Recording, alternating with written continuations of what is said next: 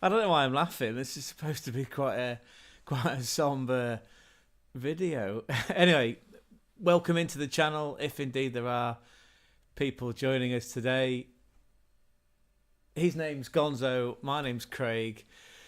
This is the German football spotlight channel, where, like I say, today we're in quite a somber mood because, Munich have been kicked out of the Champions League, and the reality hit that that's the last time we'll ever see Thomas Muller in the Champions League. Wow, that's kind of takes your breath away, really. I mean, he's been a consistent part of that Bayern Munich team and their Champions League performances for 15, 18 years. Wow, yeah. It's like that moment that you never think is going to come. I would say it's a bit like growing up, but I'm still very much still consider that a work in progress. Yeah.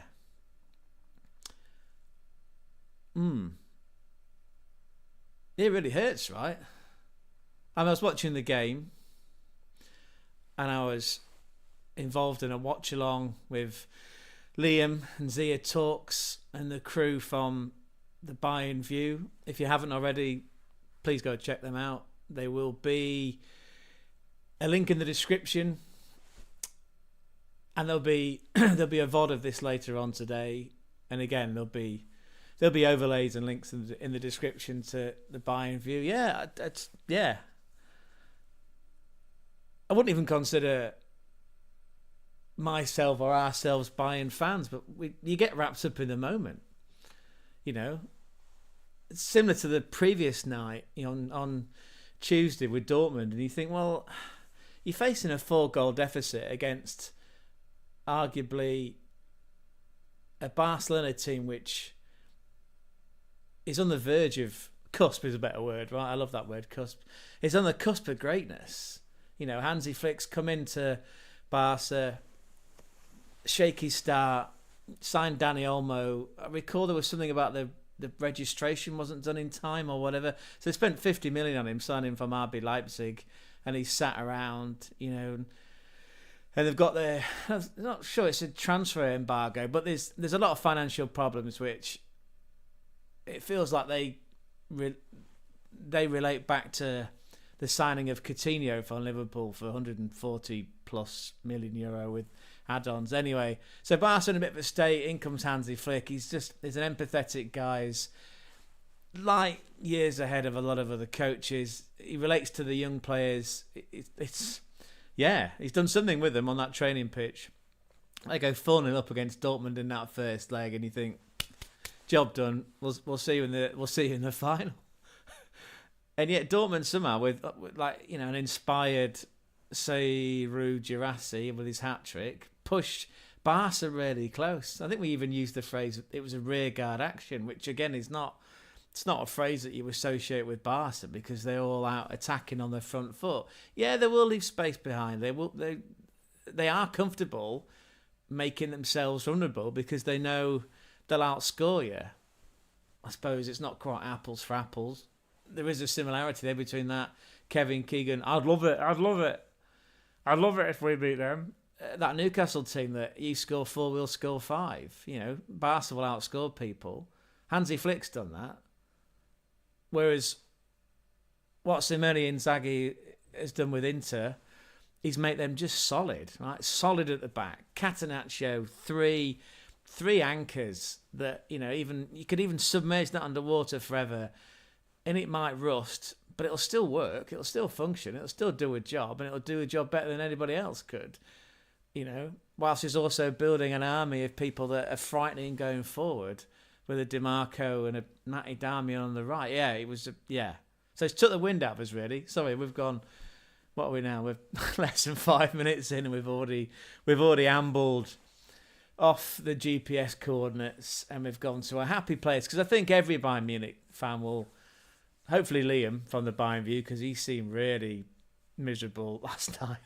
Hopefully, we'll all wake up in a better place, and now is about. I suppose the big job now for Vincent Kompany is to analyse what happened, pick the guys back up off the canvas, drink, pep talk, motivate them for a trip to Heidenheim on the weekend in the Bundesliga. Easter weekend as well, right? So obviously the players will need some time with their families because, and believe it or not, it feels like we forget this, that they are humans after all, right? They are, yes, they're professional athletes, they're paid a lot of money. I covered that in a slight rant yesterday that if I came to you and said, look, you can be a professional footballer, you might get 10 years out of it, can't control where you're going to go. I tell you what though, it's pretty much a blank check. You're going to be earning more than €20 an hour down at Lekkerland or Aldi or whatever supermarket chain, right? Or more than your office job. You might earn 40 grand. Sorry, a little reference there from early doors. What about the nostalgia? That was noughties, not 90s. Anyway, if I came to you and said, look, you can be a professional footballer, you play for 10 years, you might have some injuries, you'll travel the world, you may or may not win some trophies, you'll create some outstanding memories, you'll set your family up for life and you can earn what you want. What are you going to say to me? Are you going to sit there with your pint or your schooner or whatever metric volume of fluid is in that glass and say, no, I'm all right, Craig, thanks? Of course you are. Bullshit. You're going to take it, right? So, but at the same time, you've got a family to look after, both, in your whatever. I don't suppose footballers don't work 9 to 5, do they? Anyway, neither do YouTubers, right? Neither do we, right? We don't work 9 to 5. We react, we make videos, we stream, we do it whenever, wherever and whenever the audience is going to be. Anyway, let me try and get it back on point. So, yes, it feels like this is the time, this is the window where Vincent Kompany justifies his role as head coach. Because if he fucks up the Bundesliga, then, yeah, everyone from the Bayern view to Danny from always buying Chelsea, Zia talks, all you lot out there, then you'll have every right to put his head on a stick. Now is the time, right? So he has to pick the team up, send it home, feeling good about themselves, spend some time with the family, and they all get on that coach and they travel to Heidenheim and they put on a professional display and win the game. And then we move on. And you kind of keep one eye on what Leverkusen are up to. I can't recall who they're playing, but we'll find out soon. Because as ever, we've done a Tom Daly off the top board. He's a swimmer, if you didn't realise that, by the way. Hence the top board reference. We've dived straight in, haven't we? Without thinking that, oh yeah, there needs to be some structure to this. Anyway, if you have just joined, thank you so much. Like I say, that's Gonzo, I'm Craig. We talk about Bundesliga, we talk about all the teams that are competing both at the bottom and at the top for European and for the title race, and we cover the teams that are representing from the Bundesliga and the Champions League, which is what this theme is about.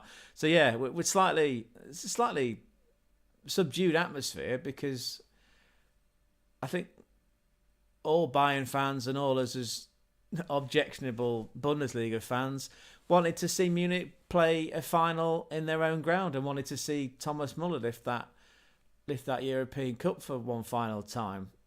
It's not going to be, is it? It's not going to be. It's a real shame. Anyway, let's do some analysis of what happened in that game last night. And to do that,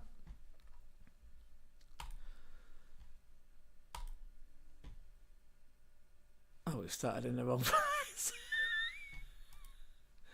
Right. Let's go over here, yeah?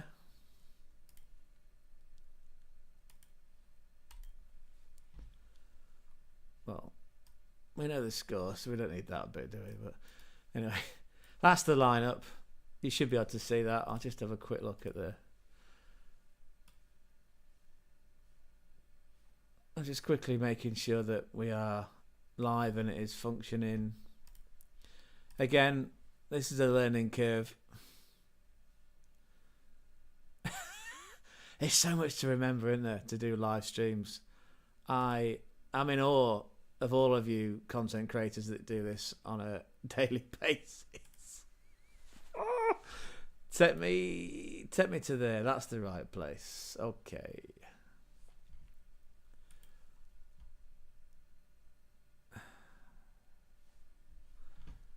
View.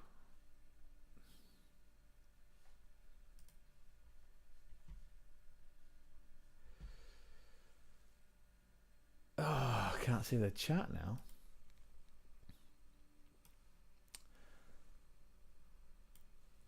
Alright, put that window back there. I know, it should be a lot slicker. Again, like I say, I'm still trying to figure all this out.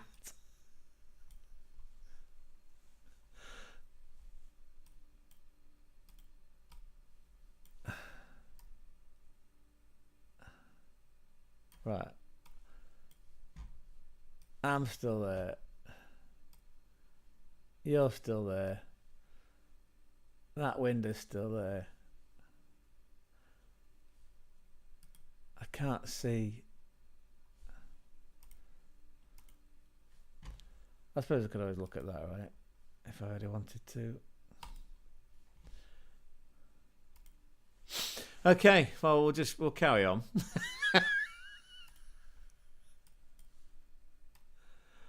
We'll carry on.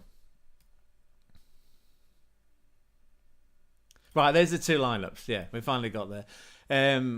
We'll take the home team first. So I kept meaning to. I kept desperately trying to call him Jürgen Sommer yesterday. Who, of course, I'm assuming that is a relation, right? Anyway, Sommer, the Swiss goalkeeper. They were playing with this flat back three. You know, this trusted Catenaccio. Three at the back. Alexander Bastoni on the left side of it. Pavard, ex-Bayern Munich, who came back to haunt them, and we'll get into that very soon, on the right. And there's Serbi. We didn't think he was going to play. Again, I'm not sure where other people get their probable lineups or get their insights from. And I suppose you go directly to the Bayern Munich website and you fish around on Twitter and look at various comments. It didn't look like Serbi was going to play. He's 37 years of age. You know, he's played 17, 18 times this season, including Champions League games. But with someone of that age, right, that you've got to effectively wrap them in bubble wrap and pick their fights. And I suppose actually, yeah, to Inzaghi's credit, last night was one of those fights where you would put someone like that in, just like a Colaccini if he was still playing, right? You'd throw him into a game like this. Because this is where you need your stars to step up. And slight side note, similar to Harry Kane, right? Vincent Kompany and all you Bayern Munich fans were looking at Harry Kane to step up, which he did, and again, we'll come on to that. Anyway, so three at the back, Catenaccio style. Left wing, DeMarco, he came in. Matty Darmian on the right. The three in the middle was the same from the first leg. Ex-Arsenal, thank you, Gonzo. Henry Mkhitaryan, Chanaloglu, very dangerous, deep lying playmaker, Turkish, and then on his right was Barella, and then up top the two Titans, yeah, big physical Marcus Thuram next to Lautaro Martinez. Yeah, so that's the Inter lineup, and then for Munich. Well, they go with Vincent Kompany's putting his stock in 4-2-3-1. So Jonas Erving in goal. I believe this was actually his 10th game. Josip Stanisic left back. Konrad Laimer right back. The two centre back pairing once again because of all the injuries. And again, we've covered this, as I'm sure every single content creator has as well. It's a makeshift team. He's literally trying to patch that defence together with what he's got left in his roster. So it was Min Jae Kim and Eric Dyer. The two double pivot of LA Fitness Leon Goretzka and Joshua Kimmich. The three attacking midfielders, Leroy Sané on the left, Michael Olise on the right. Oh my God, if only he had a right foot. And Thomas Muller, the veteran, the man that would be eventually bowing out. in that number 10 role and as captain, feeding balls through to Harry Kane, top bagsman up front. So there's your two teams. Again, you know the score because you watched the game, but we can bring it onto screen just to remind us all. Yeah, first half. Again, if there's anyone in the chat, feel free to share your thoughts. I felt the first half was cagey. I really did. Munich came out in front. I mean, we can jump around slightly to the match stats because this will support my narrative. Look at that possession. I mean, again, domestically in the Bundesliga, home Munich are averaging 70%. Away, they're still averaging between 65 and 68% possession. To go all the way to the San Siro and control the ball, and they did. You know, I think they had 2/3 more touches than Inter actually did on the night. But again, it's what you do with that ball that counts. And Inzaghi's got this team set up in a way where they're comfortable with an opposition team playing the ball around them because they know that they can switch that back three into a 5, and when they do turn that ball over, then they can go forward, left or right, or even through the middle, you know, and just cause havoc. And especially the way they were set up with two, you know, the two up front with Thuram and Martinez going up against Dyer and Kim, you know, they could peel off, find space in the channels. There'll be overlaps. You've got Chanaloglu in the middle with that almost that Terminator-like vision, being able to pick out a pass. But again, yeah, credit to Munich. I mean, they came out. You know, there were some chances in that first half. Konrad Laimer gets a lot of grief. You know, we actually felt in that first game and in the Klassiker and in that game last night in the second leg of this Champions League game. The sheer fact that Laimer kept drifting inside in that inverted right back role was a real asset. You know, I can't remember what minute it was. Maybe it was 28, 27 minutes. You know, he's drifting around as an overlap around the back. You know, he gets the ball. He beats a man. He sends it into Thomas Muller, he's probably like on the penalty spot. Probably caught him by surprise. It came quite quick. He's got to react with his body to sort of jump, control it, get a shot, but the shot was blocked. You know, I think that ball then comes back out to Elise, who just he's naturally left-footed, right? So anything on his right foot's going to be slightly weaker. You know, people like Darmian and Bastoni were throwing themselves around like a circus act. You know, it was really impressive. Again, Munich just couldn't find a way to score. There were some instances, like there was in the first leg, of people like Acerbi and Barella giving the ball away. Goretzka looked sharp, you know, to his credit. Doesn't get that far up the pitch into the final third. That's not really his purview, is it? Purview. Just said it to Malcolm Tucker. Oh, it's not your purview. That's not a very good Scottish accent, is it? Anyway, yeah. In that first half, it could have been 1-0. Inter had some chances too. You know, again, that makeshift back two of Dyer and Kimmer throwing themselves around. You know, Erby pulled off some smart saves, and in the second half, you know.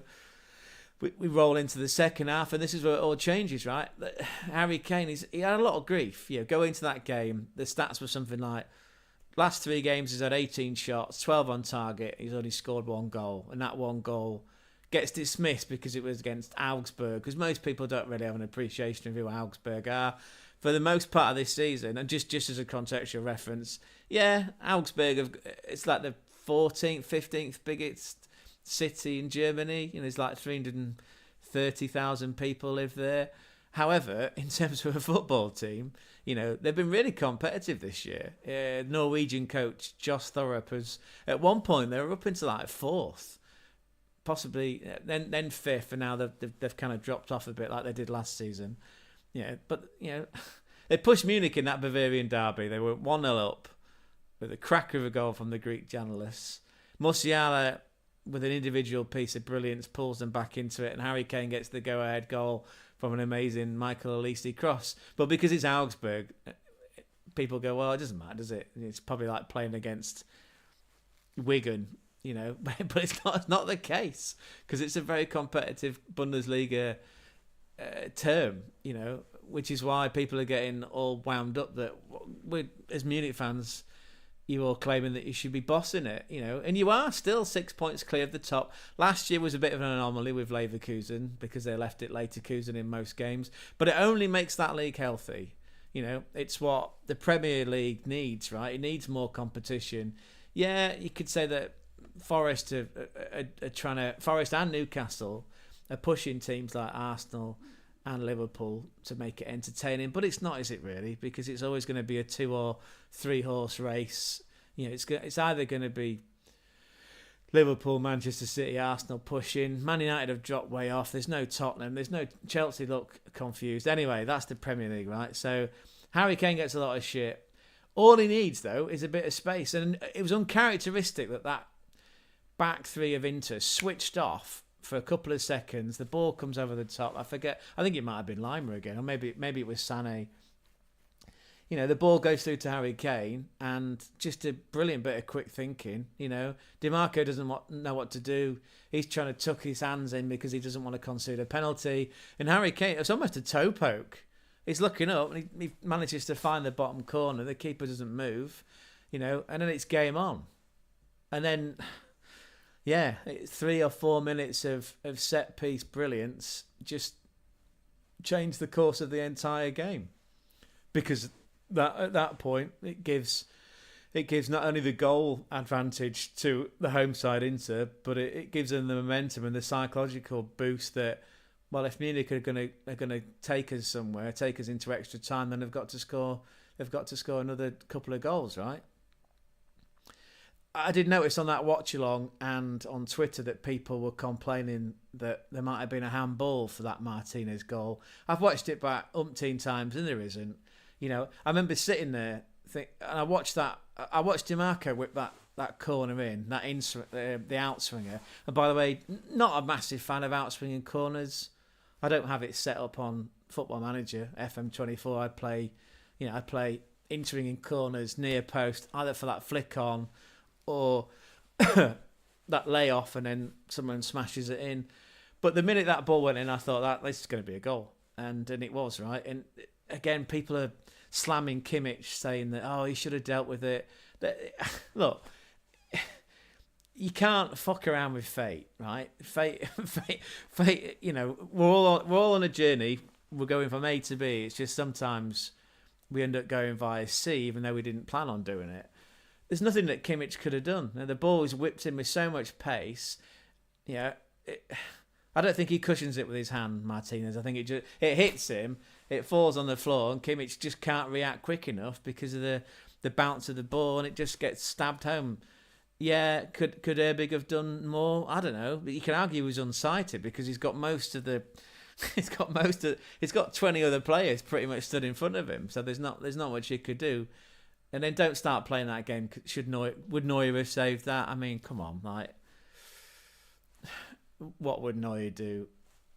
Look, it was just one of those. You know, it was a brilliant set piece. You know, and DiMarco has got that in his locker. It was a brilliant whipped corner in. Yeah, there's a bit of fortune because, like I say, you can't mess around with fate. Kimmich tries to react, he can't, and it gets stabbed home. The next one's a little bit more concerning, like the Pavard goal, and that's going to hurt because of his former Munich allegiance. I thought Min-Jae Kim wasn't well. It's not a case of being tight enough. He didn't look like he wanted to win it as much as what Pavard did, and because of the fact again, Kim's struggling with injury himself. Well, he's not 100%, is he? He's probably playing at 60%, 65%, just to give him benefit of the doubt, and he just gets out. He gets out jumped. He gets out muscled, and Erbig again. It's reactions, and that's a skill that it seems like he can work on in future. He's only a young lad, that goalkeeper. Maybe in 5 years' time, 5 or 6 years' time, he'll react quicker because he'll been doing those sort of drills every day, and that muscle memory will help him react to it. But again, I haven't looked at the actual stats of how quick that ball was travelling, but it was going quite quick. and you've only got less than a fraction of a thousandth of a second to react to it. So, again, one of those. But, again, let's give credit to Munich for that resilience, for trying to fight their way back into the game. And there were chances, I can't remember if it was before or after the Eric Dyer goal, where Elise, like I say, if he had a right foot, I mean, he obviously does, because otherwise he'd be A, be walking in circles, and B, he'd be crawling on the floor, because you sort of need two legs for balance. Anyway, if he was half as dangerous with that right foot as he is with his left, there's a moment where, the ball comes to him, there's inter-defenders splayed across the floor, and you think, just smash it in with your right foot, it's going in. There's no way Sommer's going to get to that. It's 2-2. The match momentum's back with you. You can go on and win this. But because he has to get the ball onto his favoured left foot. Again, I'm not that I'm not a professional footballer, but my point is I'd be doing the inverse of that, because my left foot is literally there just for standing on. I'd have to get the ball on my right foot so I could get a shot away, and he was doing the same to get it on his left foot. And by the time he gets it in, probably Bastoni, maybe a Serbi, one of those two, they slide across and the ball goes out for the corner. And it might have been that routine where they do get the goal from. Gnabry puts a ball in over the top, and it looked like that header from Eric Dyer was like a pull shot. I said that in real time. I made a comment on social media about it. Just, you've either played or you've been in a bar and you've watched people play pool, and when they put English, or they put like a check and some spin on the ball, that's what it looked like. I'm not sure he was actually aiming to score. It looked more like he was trying to nod the ball back over to Kimmich, who again arguably would have more likely tapped that ball in had it needed to come out to him. But yeah, just the way it looped over Sommer and into the sort of top bins was like a pull shot. And then the rain's coming down, it's windy, the Inter fans are slightly disturbed. It teed that game up for a frantic final 15 minutes, which is what we got. We saw Kingsley Coman come on again. I just need to remind myself of those swaps. Yeah, Coman comes on for Conrad with a K, Lima at right back. Yeah, Kim went off, didn't he? Pretty much after that Pavard goal, and was replaced by Guerrero. Pavlovic came on for Gretzky and Gnabry. Yeah, Gnabry was electric. I was really impressed. Again, I know he gets a lot of shit for his disco hair. Although, yes, in fact, I was looking at some data actually. Oh wow, he's put the shades on. Yeah, sorry, buddy. I'm not tech savvy enough to put the YouTube chat into my other window. Hate to say I told you so. Forza Inter, come on you Gunners. Yeah, again, as closet Gooners, I can't even believe that Arsenal are through to a semi-final. I can't. And that second Martin, I mean, brass balls. I quoted Glenn Ross yesterday. Brass balls from Saka to try and Panenka a penalty in the air fryer. That is the Bernabeu. Yeah, it didn't work out. Still got his goal. And that Martinelli goal just to put the cherry on the top of the cake. Wow. Okay. Yeah, we'll possibly do a reaction video to that later on. And if you ever wanted to do not a collab, but if you ever wanted to come on this or do a podcast together and talk about that, and I know you like to keep a low profile and focus on your FM, but if you ever wanted to come and talk about that Arsenal performance, you're more than welcome to, buddy. You're surprised that Kim started, to be honest, after Dortmund. Yeah, well, who else plays, right? I mean, that's the that's the dilemma that the big-brained company one's got. Yeah, who else goes in that defence? I mean, yeah, funny enough, Guerrero does come on and replace them at centre back. Well, he's a utility player, I suppose. Paulinho maybe. Pavlovic, yeah, could have possibly slotted in at the back. You wouldn't play Sacha Bowie. I mean, it's not shitting on the guy, but I mean, he's a wing back anyway, right, or a full back. wouldn't be trusted in the centre, and he's not in the best of form. So, companies paid the big bucks and he made a big decision. And like I said at the top of the show, he will now be under so much scrutiny. This is the point in his season where he validates that decision is coming on his head coach. This is the time he earns his plaudits, because he's got to pick that team off the canvas, getting ready for not just for Heidenheim, but they need 5 wins, right? 5 straight wins in the Bundesliga, and actually 3 in it, I suppose. Maybe 3 in a draw, and we'd be reliant on Leverkusen's results. 3 more wins and the title's theirs. That's all he's got to do. I say all he's got to do, right? But against all that pressure and all the emotion that's swirling around the club about Thomas Muller.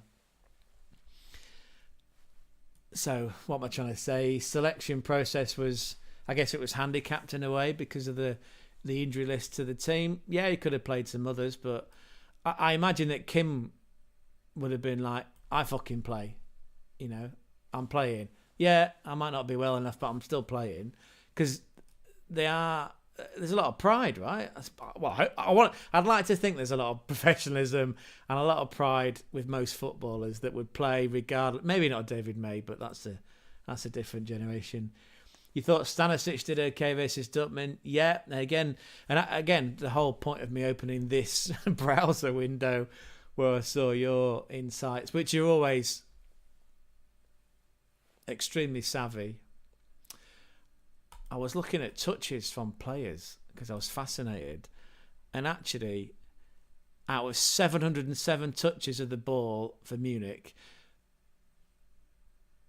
versus only, 473 from Inter. So like I say, they had 2/3 more of the ball.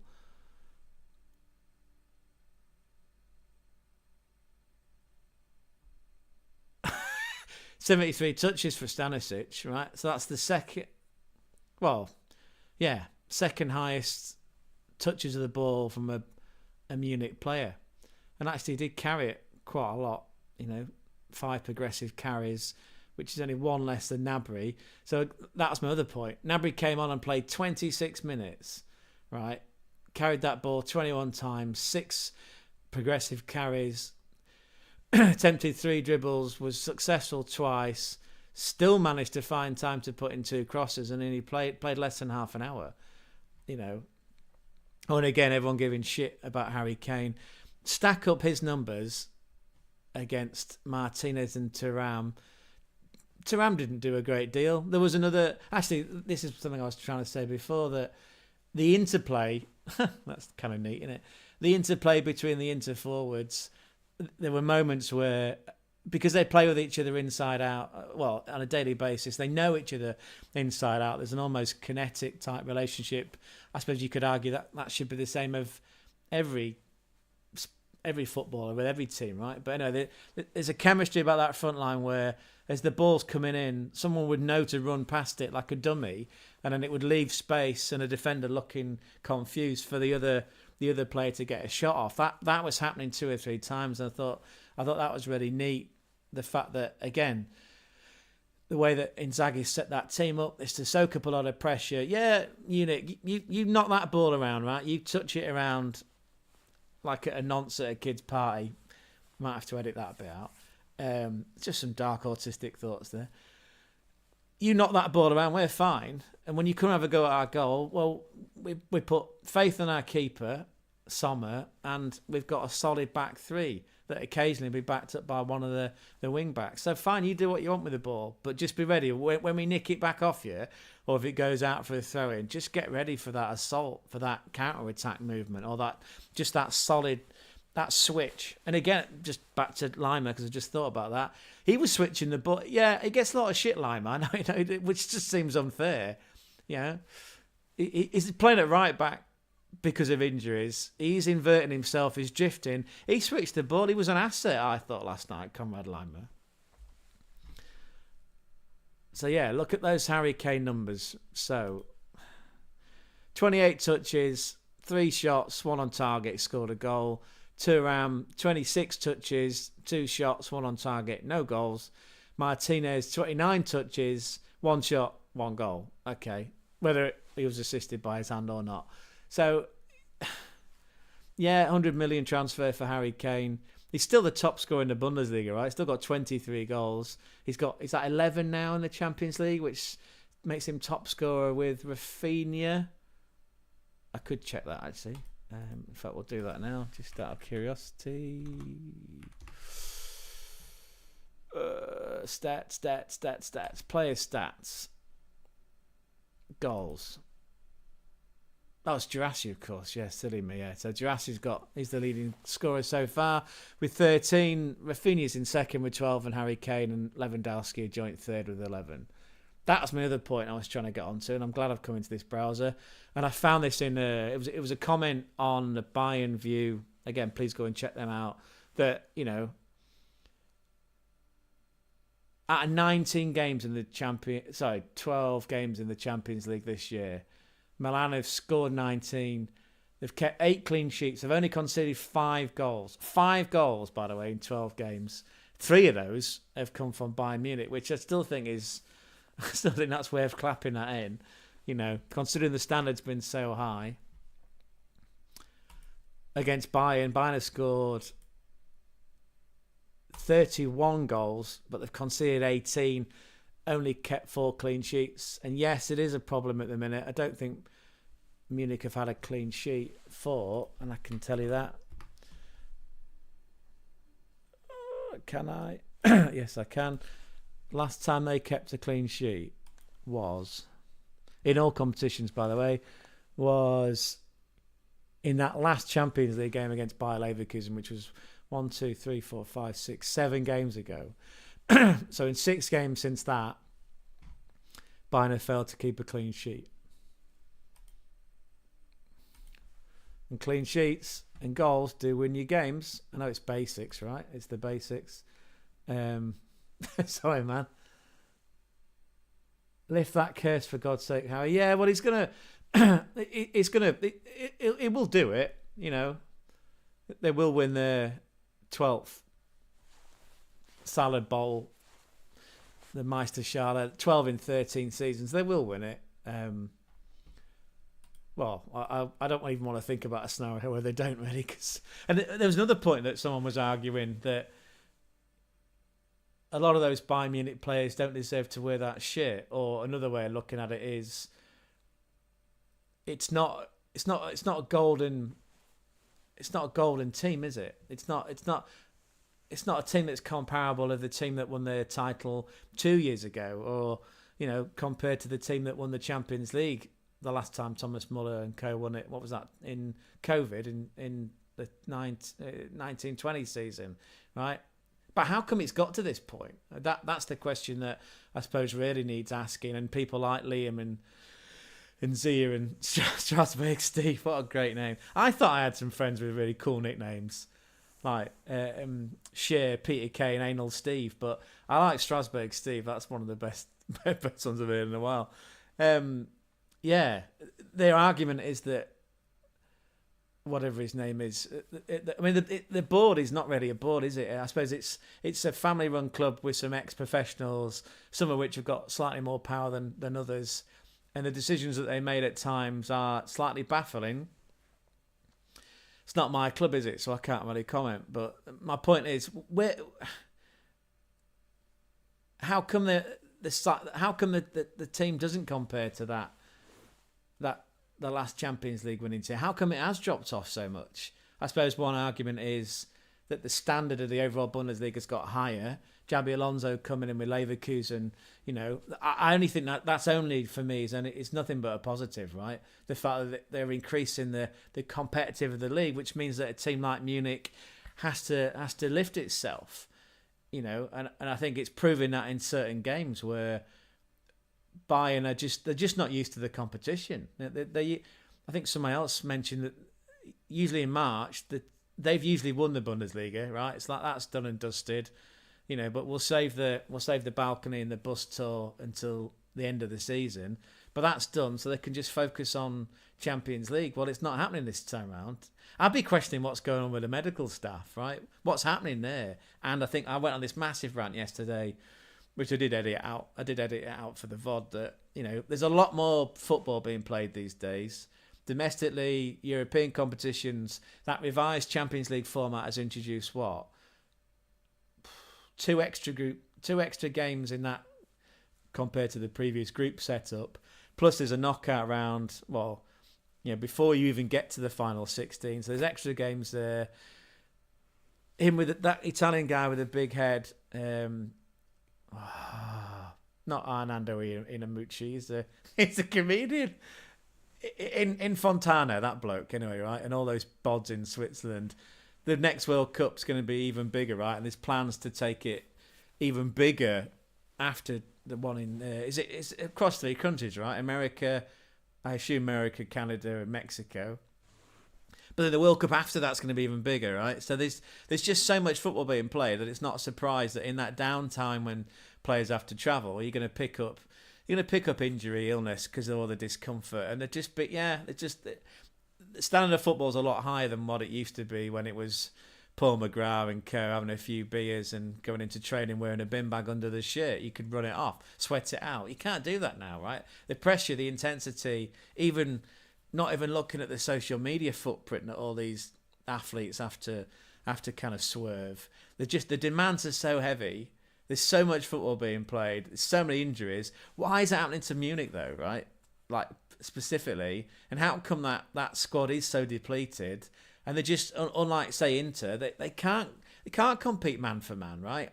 As in, there's not 2 household names or 2 like A-listers or in FIFA. Sorry, what is it now? EAFC Ultimate Team standard. They haven't got those 92 plus rated players. How come that's happened? They're the questions that I'd be wanting to ask, and I'm sure they're being answered, right? And I'm just not either intelligent enough or I haven't gone down that rabbit hole enough to figure that out. But yeah, something's not quite right, is it, at Munich? Something's not quite right. Because that squad shouldn't be in that literally unhealthy. Any way I can do it right, it shouldn't be in that position.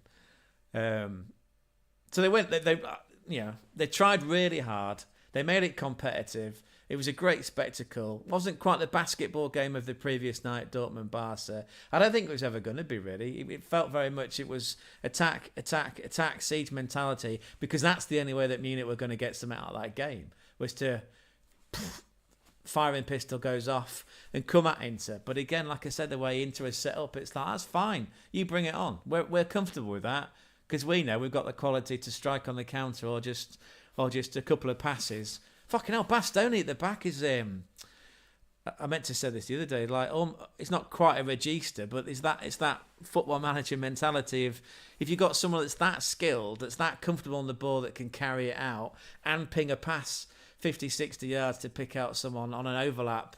Then you've got 2 brutes in Thuram. Well, you've got a brute in Thuram, and then you've got the high IQ factor of Martinez. That's what Munich are missing, right? They're missing someone to be able to carry that ball out the back. I know that once they get the ball to Kimmich, he is almost like the designated driver, right? He's the designated one that will look up and find one of those inside forward / wingers on left or right wing. He'll look up for an Elise or the Sane. Yeah, man. If Elise had a right foot, Christ almighty, we'd all be... Yeah, this would be a very different atmosphere. We'd all be like relishing the fact that, Munich are going to be playing Barca, but as it is, it's not the case, is it? We've got 3 people in. This is brilliant. Yeah, thank you so much. Everyone's welcome. Men Cry too. Yeah, any thoughts, please share them with us. Where can I go to with this then? So, we know the result. We've talked about the lineup. We've covered some analytics. It was a real shame for Thomas Muller. Like I say, I think all of us wanted to see Muller lift that European Cup in his home ground one final time, but it's not meant to be. It's just not meant to be, is it? All good things coming to an end. But he's still got the chance to win another Bundesliga and potentially win the Club World Cup, which is going off in the summer. Can't wait for that one. And like I say, on the weekend, Munich have to go to Heidenheim to get a result. I'll just quickly put that up on the screen so we can all talk about it together.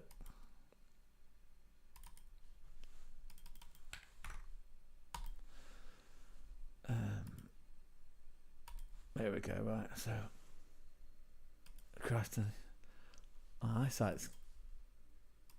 You wouldn't think this screen's 32 inches, would you? Yeah, there you go. That's the weekend fixture for Munich. We've already made a prediction for this game. I can actually bring that up on the screen too.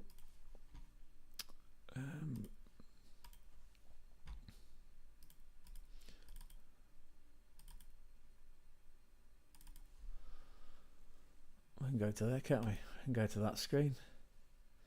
Tell me you can see that. Yeah, you should be able to see that. So that's our prediction for the weekend. Harry Kane will be in the goals again. That's what we feel. We feel it'll be a routine 3-1 victory. And then coming back to this window, I was curious as to who Leverkusen had. Oh, okay, they're playing St. Pauli. So second plays, what are they, 15th, St. Pauli? Yeah, 15th. So Frank Schmidt and his Heidenheim team will be looking for a win. It's not going to happen over Munich, is it? That would take them on to 25. I'm going to assume that Leverkusen can actually put in a performance and score some goals. That would heap more misery on St. Pauli, right? Yeah, it's an important set of games coming up this weekend. Who have Frankfurt got? Because again, they're pushing for Champions League. They're Augsburg away, and then Mainz have got Wolfsburg at home, who've lost 4 on the row. Have lost 3 games 1-0 and lost 3-2 to Leipzig last Friday. Okay. Where's the chat window? Any other comments? No? Okay. Well, it feels like we've covered it. It was a valiant effort from Munich. Thomas Muller and the boys did themselves proud. They didn't actually lose the game, did they? They came away with a 2-2 draw, like we predicted. And again, I just want to bask in our glory, just temporarily.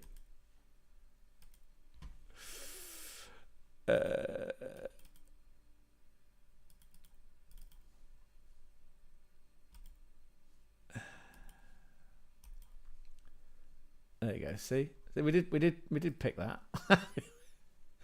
We did pick that out as being a 2-2 draw, but it wasn't enough. They were a goal shy, which is a real shame. Anyway, if you have been part of this, yeah, I've been bang on with the predictions lately. Yeah, like I say, not normally Bundesliga Fridays, no problem. Usually get that right. Struggle on the Saturday. Depends which team it is. Mainz have let us down lately. Again, just I can come back here. Mainz. Oh, sorry. Yeah, last few results for Mainz. So that Kiel result, we predicted 4-0 Mainz because they were coming off the back of being beaten by Dortmund. This is where Dortmund started to sort of silently turn things around and mount a Champions League assault for next season. So you think, well, Mainz are coming off the back of that. They're playing Kiel, who were bottom of the table, who shipped goals for fun. They're going to win 4-0, and Johnny Burkout's going to have a riot. It didn't happen. They had to come from behind to win that goal. And by the way, if you haven't seen it, check that Alexander Berhardsen goal out. It's a worldie. Yeah. None of this sweaty EAFC pass across the 6-yard box. That is a banger of a goal. And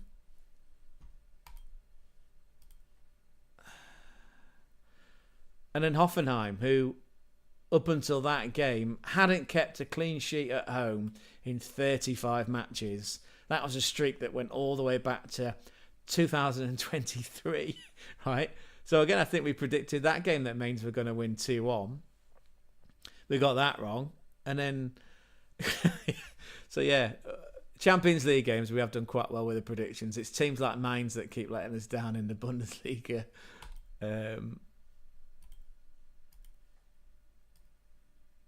Oh, that game on the Friday, yeah. Which, when again, my rant was about having notifications on football score apps open while you're watching a game. If you're in, it's just a little bit too slow. Spoiler! Spoils all the fun. Leverkusen let us down too. I was convinced they were going to score because, yeah, Union Berlin, whilst they're scrappers and street fighters, they do concede goals. Anyway.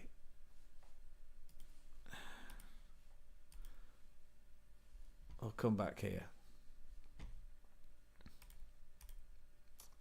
So, it's not to be for Munich. This is a real shame. But they can focus on the Bundesliga. And depending on results, if they keep winning, like I say, they could end up lifting that salad bowl, the Meisterschale, later in the season with only 5 games to go. As for Inter, well, that sets up a delicious semi-final in the Champions League with Barcelona. Meanwhile, in the other game, as Pot on the Shades has reminded me, are we going to see Arsenal progress against the Farmers League representative in PSG? That's a tasty game, I've got to admit. But again, apart from having a slight bias towards Arsenal, that PSG team, all right, they started the Champions League pretty slow. Knocked out Liverpool, right? Who were just running away with the Premier League. And let's not get sidetracked by the standard of the Premier League, but, you know, and the fact that Arne Slot did sort of walk into the blueprint that had already been laid out by Jurgen Klopp. They're still winning though, right? They're still winning games. They're still going to win the league by a canter. What is it? I think they've got 2 more games in which they can wrap up the league. They could win it by the time they play Spurs, which wouldn't please Jack, who's part of the Taftman community. Yeah, it wouldn't please him.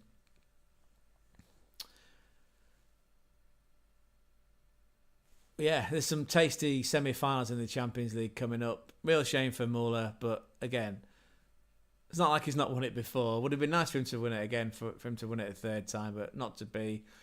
Thank you for everyone that got involved in the chat. We are going to start streaming across Twitch as well. This is all an experiment for us as we try and get a strong technical base. Yeah, I suppose that's what a lot of managers try and do, right? When they come in, we're trying to get a strong technical base with all our setups so that we can really go for it and stream across Twitch and TikTok and Kick, because I've heard there's quite an active community on Kick. But for now, yeah, we are all about YouTube, and we are on the road to 100 subscribers. We have 35 at present. We've added like 15 in a week, which is brilliant. Which does say a lot about the volume of content that we're churning out, which I suppose is a lot of it is in thanks to those people that we slammed at UEFA for putting all these extra fixtures into the Champions League, because it gives us more to react and talk about. What we will be doing though this afternoon is this will go. Well, obviously this is live, right? But it'll be tidied up into a VOD, and then ideally I start opening some stickers because, you know, I enjoy doing that. Yeah, so that'd be cool. It'd be fun to do a stream where we put some stickers in the book and even do some FM. We continue with Werder Bremen to see if we can win the boys round, because morale's pretty flaky at the minute. Not in real life, no, Christ, no. In real life, they have. I was checking the other day. If you took the Bundesliga positions by second half performances, then Werder Bremen would be on for a Champions League place next year. But in our Football Manager 24 save, no, we got off on the wrong foot in that opening meeting. They all were convinced that let's just try and keep in the Bundesliga. I was like, no, we can finish top half. They didn't like that. Both left and right back wanted to fuck off. We had to sell somebody. Oh dear. Anyway, back to today. Thank you all for being part of this stream. Thanks Put on the Shades for the moral support as ever. We'll keep up the predictions. Klopp is a solution. Daily dose of motivation. Thank you for that comment. Is a solution. What's the context, please? What's the context of that one? Oh, you mean for Munich? Klopp could be a solution to coming as manager in Munich. Maybe I've misunderstood that one. I mean, it's an option, although he has categorically said that. Yeah, okay. He has said that he never wants to manage again, but he seems like he's doing everything but, at Leipzig. Did he push out Marco Rosa? It's a bit awkward, right? I mean, we did a whole video on that. And I'll put a link in the description of this and the VOD. Yeah, we explored Marco Rosa and the past relationship that he had with Klopp, which, again, I suppose until his sacking, they were pretty damn tight. Cards at Christmas and barbecues in the summer. Although it's probably a bit awkward between them now. But Klopp said, look, I'm not going to manage again. It wasn't gone back on their word in life. He is leaving Red Bull. Oh, wow. See? Well, this is what happens, right? You become a content creator. You get so wrapped up in your own little bubble. Yeah, you try and keep an eye on the news. But you're telling me things that I don't know, man. Like, I need to look into this. He's leaving Red Bull, and he will be the solution to the new manager. Yeah, the other thought I had last night was they could bring Jupp Heynckes back, but he must be nearly 90. Couldn't bring him back for a fourth term, surely. He'd probably still win the treble. He's a highly effective season manager. Probably maybe Walt Disney. Maybe they could bring Walt Disney back. He's cryogenically frozen. No more punchlines with that. Appreciate your effort for this stream. Oh, you're welcome. Thank you so much. Yeah, well, feel free to subscribe. Plenty more content. Yeah, good. Clap that in. Very good. Take note of that, everybody. Take note of that. Yeah, we'll do more of it. Like I say, we're authentic. I say we. He's still a plush toy, right? But I treat him as if he's moral support. Massive football fan. Love data. Hooked on storytelling. I try and be authentic at all times. Slightly scatterbrained. That's down to my autism. But, men cry too. Any of you out there that if you have ADHD, you've got autism, you've got any of those kind of gifts, and they are proper gifts, right? I try and channel that gift into this outlet of, trying to tell stories through data and experiences and share that. It's not easy, right? But, So all you're ever going to get is authenticity from this channel. So, whether we're opening sticker books or we're ranting about referees or we're trying to scratch our head as to why on FM we had 87 shots on goal and still lost 1-0. It's just authentic. That's all we're trying to be. We're trying to connect with people on a human level so we can all make the world a little bit more tolerable, because it is tough out there, isn't it? Again, no religion, no politics, I always say, but it is tough out there, right? So we need to somehow find a voice for each other and support each other. Be part of communities, like Put on the Shades and Jack and Nico, who's the Inter fan, who was fucking going for it last night. And all credit to him, right? Because that's how it should be, right? Yes, you can give me some advice. Yes, welcome to it. Go for it. If it's keep your mouth shut and keep focused, well, you might struggle with that. Now I feel like I've got to wait for the advice. Depends. I tell you what, type quicker. How about you type quicker, and then I can react quicker to it. Right, you do that. Yeah, Nico, like I said, yeah, it was. Do you know?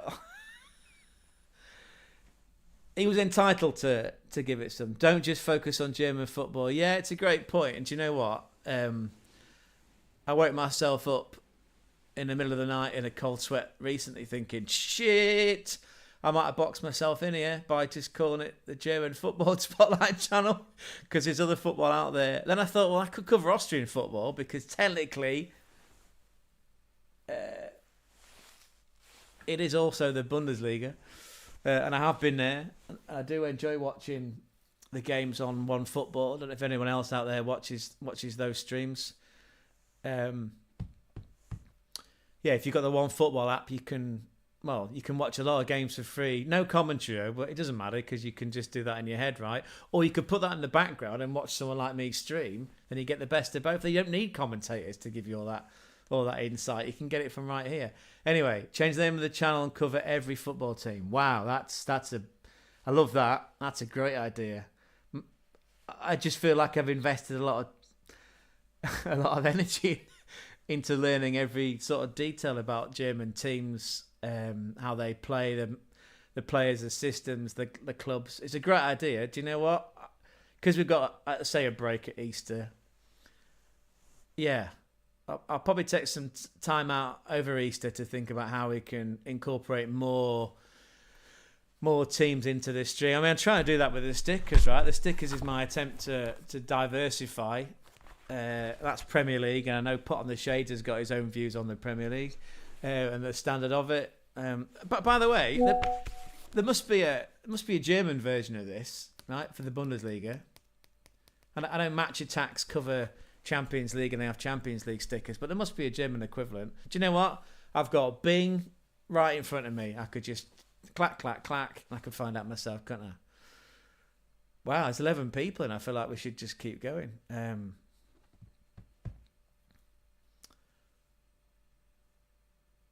It's a great idea, though, yes. And it's something that I'll look into. Thank you so much for that. Again, welcome all ideas, because anything that will make us more appealing. I thought you were going to go, well, could you try talk less, Craig? And yeah, I know my words per minute are quite high. That's the autism. It's the gift that I was born with. But it does allow me to do a million tasks at once. So yeah, I don't really want to put the autism on mute. Well, it'd be no fun, would it? Listen, just watch. Well, maybe it would actually. Maybe we should try some. What about Bundesliga ASMR? That wouldn't be a bad idea, would it? I want you to make a video of the semi-final. Yeah. Oh, do you know what? Yes, we could do that. We can mix that up. Yeah, we'll do that. Okay. When is that, by the way? I'll tell you what. Let's do it together. Let's do that together, right?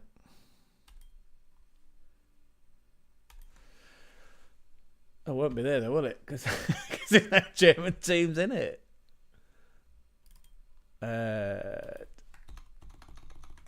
Right.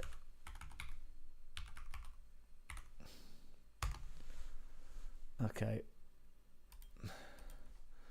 Sorry, I went about that the wrong way, didn't I? I should have gone straight to football. Scores and fixtures. It feels like it's around. Is it around here? No, it's not then. Must be the week after then. There you go, 29th. April 29th and Wednesday 30th. Well, that gives me bags of time, right? Yeah. Where? I need to get the chat in the right screen. Oh, what's with the sad face? What have I done? Oh, I'm hoping, right, that sad face is because we've got quite a while to wait for the next few games. Is that what's making you sad, or is it something else? Help me out, come on. And again, there's a slight latency on the chat, so because it's not real time, I can't quite keep up with you.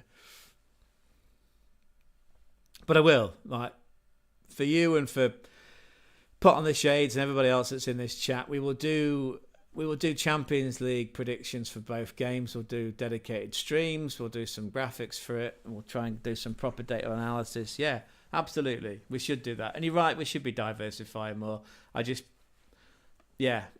Very fixated on the German league because we've got German ancestry, and the standard is really good. We really enjoy it. What about an idea then? What about we wrap up this?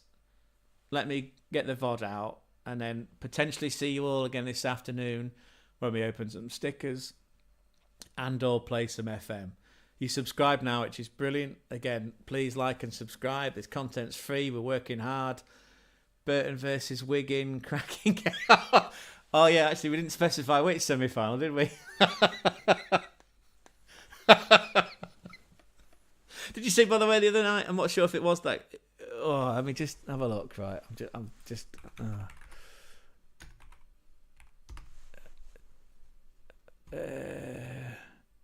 Darren Ferguson, yeah. So he was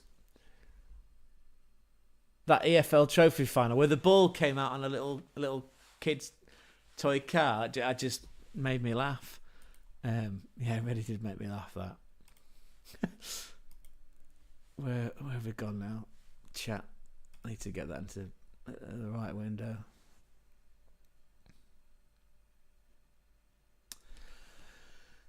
Oh, don't worry about the Nightbot daily dose. That's just I set that up just to take care of moderation tasks. What? Wait, really? Yeah.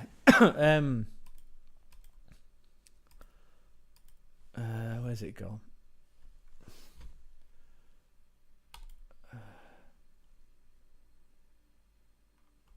I'd have to. Where would that be?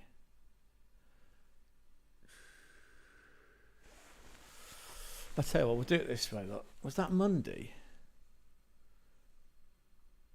Maybe it wasn't Monday. I was in the pub post Hull City snatching a draw against Frank Lampard's Coventry, and there was a replay of that EFL final in the background. Here we go. This game here. Look, put on the shades. This game. I'm a bit hesitant to do it here for just copyright infringement, but if you Google or Bing or whatever, or ask Jeeves if he's still employed, because A, he must be in the hundreds, ask Jeeves, and B, doesn't exist anymore, does he? But anyway, you look at that game and you'll see the ball is being chauffeured onto the pitch by a tiny remote control car. But just, it's like, I see what you're trying to do. You've not quite nailed it with the execution. Yeah, that is worth checking out, actually. Look it up. Ask Jeeves. Yeah, well, again, we're all showing our age here, aren't we? I could have gone Alta Vista.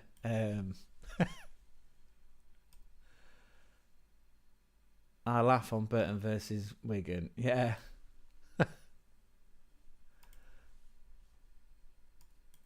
Actually.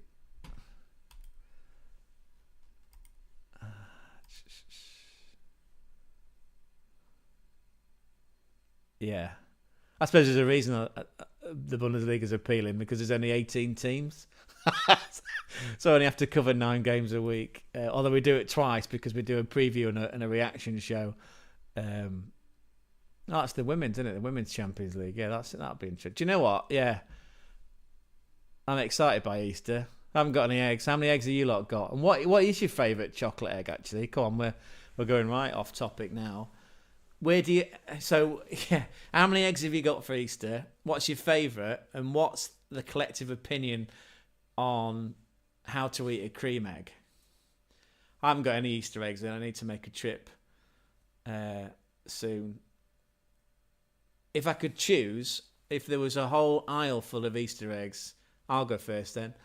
So I like Whispers, yeah. Anything that's Whisper, Galaxy, Drifter bars, but again, now we are going back to 1996. Malteser, there you go, there's my favourites. Cream eggs, big fan. I don't agree with all this scoop in the middle out. That just seems, I mean, even with my autism, that just seems like a lot of effort. You know, just bite the thing down in 3, it's fine. Oh, people are churning out of chocolate. So let's wrap this one up. Anyway, great effort from Munich, not to be. We won't see Muller again in the Champions League shirt. That's a real shame. They tried their damn hardest, but they were, I guess, outsmarted in a way. Yeah, outsmarted by Inter, the way that Inzaghi's got that team set up.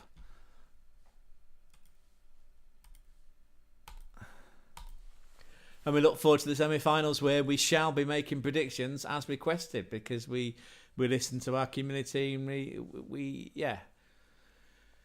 do what you ask, basically.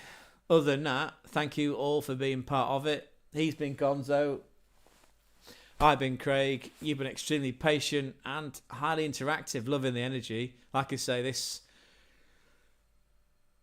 there'll be a VOD up later this afternoon where I try and edit this one down, try and tidy it up, put a bow on it, and then hopefully we'll back on stream this afternoon, opening some stickers and possibly even playing FM. I should probably get a disc. Yeah, I'm going to look into a Discord then to see if we can start that off the ground. But again, you know, I'll go where people are. I don't want to reinvent the wheel. Just go where people are and go with the flow. Be like water. Bruce Lee style. Anyway, thank you for being part of it.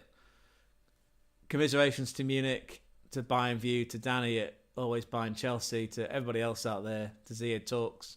Commiserations, but, you know, correct it by getting back to winning ways against Heidenheim on the weekend. As for Inter, well done. I also heard that they're 12 games unbeaten in Serie A, 4 points clear and en route for the title. Although Nico did call out in that Taftman group that they've got some tough fixtures coming up. Is there Napoli in there? Roma game. They've got the final of the Coppa. Is it not the Coppa del Rey? That's Spain, isn't it? Coppa Italia. Sorry, they've got some tricky games coming up, and then they've got to take on Barca.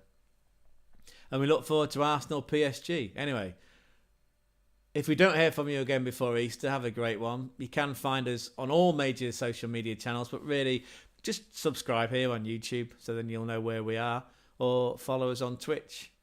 Otherwise, yeah, thanks everyone for being part of it. It's been brilliant. It's gone way better than what I thought. Right, enjoy your day. Hopefully catch you soon. Auf Wiedersehen. Ciao, ciao, ciao for now.